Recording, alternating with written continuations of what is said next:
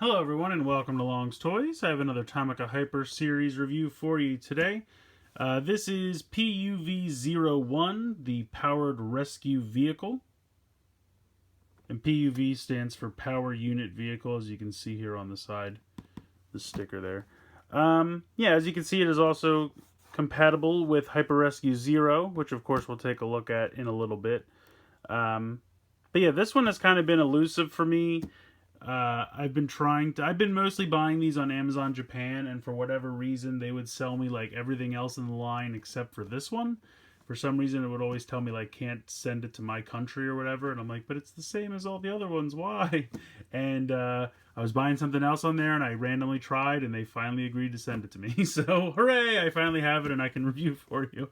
I was very excited to finally get this. I've already reviewed the second one. I have the third one, I just haven't gotten to review it yet. But now that I have this one, I'll review that one fairly soon. So here's the top of the box. Again, just shows compatibility with Hyper Rescue Zero. This is the directions for the stickers here on the bottom. On the side, you pretty much just have the compatibility with Rescue 01. And then this on the side, and I apologize because it's a little hard to keep it in frame here, but this is kind of everything in the line. Hyper Rescue Zero in the middle, the others, and then some of the smaller vehicles and the figures. And this shows there's a figure pack A and B, some of the individual vehicles which I've already reviewed, number 2 which I've already reviewed, and there is a third one. It's not featured here.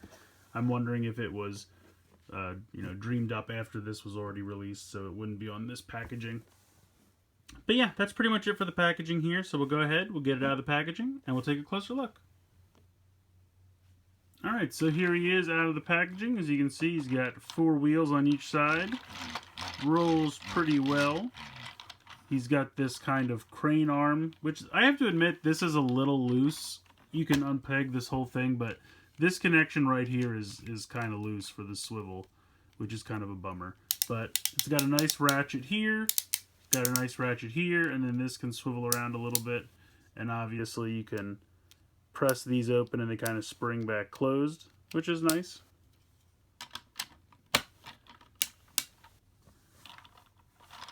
Coming around to the front, you have these 2 blades that you can pop out. You just pull them forward, that's all you have to do. And you can clear some debris. Comes with this little figure which is inside.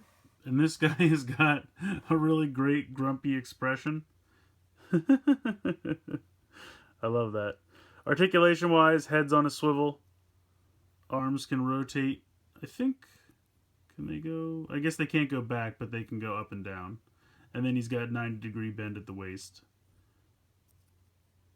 I think that's his name on the back. I'm not 100% on that, but I believe that's his name. It's a little difficult to get these guys back in their cockpits here, and I'll show you real quick how it works. You can see, if I can get the light to, you can see the little tab in there inside where my finger is. Here, this will work. There you go. You can see the tab there on the ground. That just sandwiches in between his legs to keep him in place. Just like that. So that's how you get them to stay in there. Otherwise, you can come around to the back and press this button, and a little ramp comes out, so you can keep a car in here. I don't have... Oh yeah, I can use this one. Haha. This is the little kind of drone that comes with Hyper Zero. So you can put him in here, close it up, and then press the button. And he'll deploy. He moves pretty quick. Got some good rolls there. So, whoop. Move this a little bit over here. So there you go. I like that. I think that's fun. To have that kind of little like deploy bay there in the back. I think it's fun. But overall, I would say this is a pretty excellent little support vehicle. You can see on the bottom here. Yeah, rolls very well. Like I said, my only complaint is that this is a little loose, but I think that's just mine. I don't think that they're all going to be like that.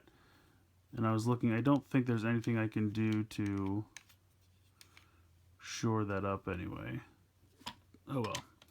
Not a deal breaker, and like I said, hopefully it's just mine. Hopefully if you decide to pick this up, yours will not be like that.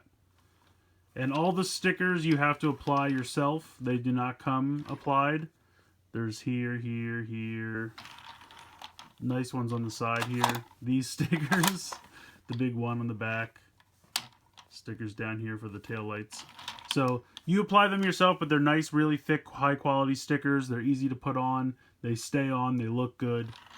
Yeah, overall, I really like this. So I'm going to go ahead and bring in Hyper Rescue Zero, and we'll check how they combine together.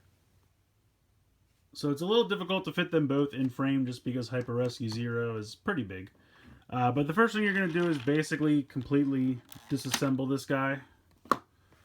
You're going to take off these wheel sections, and you'll see that they just peg in to these peg holes right here very simply. So unpeg those on each side, put them off to the side for a moment. This whole section comes off, and then this block is going to get used in a minute. And then you can disconnect these two sections from the front. So the only part that you don't really use is this kind of gray cab section. I guess if you really want, you could just have it kind of roll around like a tiny little smart car. But for now, I'm just going to put it off to the side. It would be nice if there was a way to attach it like on the back or something, or just have it so that you could do something with it in this mode, but unfortunately, that is not the case. So the first thing we're going to do is take these pieces, and they're going to connect here to the front. So you have these two connection spots right here and here. So you can take this, and here's the connector right there, and just pop that both on. Very simple. Whoops, I'm pressing buttons. There we go. All right, so leave those on like that. Next, you're going to come and take these, and they're going to peg on. There's two peg holes right here. So you're going to boost up the front wheels on both sides. Make sure they're nice and pegged in. So there you go. Got some extra wheels. Now at this point, you can take this and peg it on right there. With the box, you have two options. You could, and I'll remove this just for simplicity, remove both of these and just slide this right in here.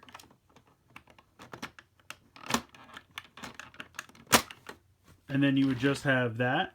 Or you could take this back off, come around to the side, see this red button here, hold that down, and you can slide this out, and it'll lock into place one rotation. If you keep it held down, you can pull it out additional, and you can actually slide it all the way off if you push it past the latch.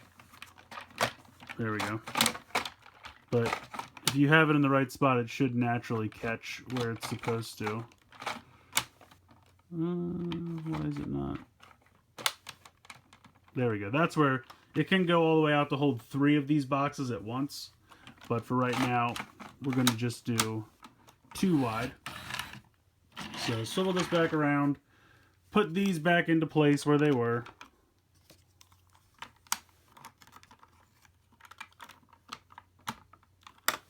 And then you can take this box and put it in here.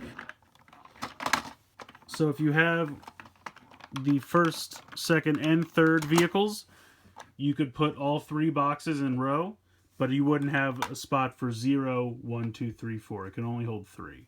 So, and then I can put this, you could either put this here, you could take this, turn it, and attach it back here where it was, and have it like that.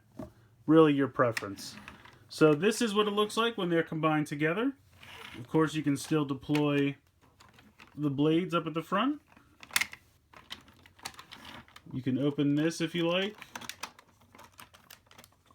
and deploy this ramp. You can deploy this ramp. You can deploy this ramp. Unfortunately, it doesn't quite hit the ground, but it's pretty close.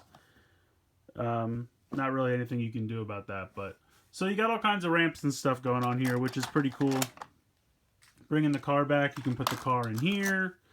Of course, you can go in here. And of course, you can put them back in the box. We'll take a look at what it looks like when he He still deploys perfectly good, even though he doesn't quite hit the ground, because he'll hit and roll, as you can see. So no problems there. So yeah, I really like the look of this. I think it's neat when you add the additional vehicles and all the different things you can add and connect together. I think that's a really cool feature. And I like the look of this. And you can bring in the grabber claw. And you still have all that posability. I know it's a little off camera, but it's up there, I promise. So I still think these toys are really fun. I know that Tomica has kind of progressed into the drive head line and is mostly focusing on the robots and things like that, but I still think that this line of toys is a lot of fun. It comes with the little figure. It would be nice if it came with a car as well, so you could put that in the back, but they sell the cars separately and they're really not very expensive, usually less than 500 yen a piece. So they're nice, good, usually die-cast cars. So I appreciate the inclusion of the figure. They've kind of moved away from the figures as well in the newer Tomica Town sets that I've reviewed. There's no figures included. There's no little foothold spots for the little figures. So it kind of seems like that's something they did and have kind of phased out. But I always thought they were a lot of fun, especially this guy. His little frowny expression is hilarious to me. So I think these are fun toys. You can still find them around, even though they're kind of a little older at this point. Amazon Japan still has a couple of them.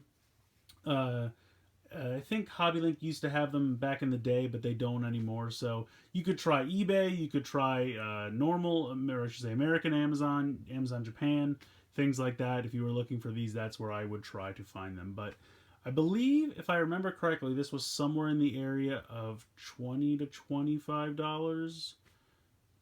No, that seems high, actually. I want to say it was more like $16 before shipping, of course. It went up because of shipping. But I want to say it was somewhere in the area of $15 to $20 before shipping. That sounds more right.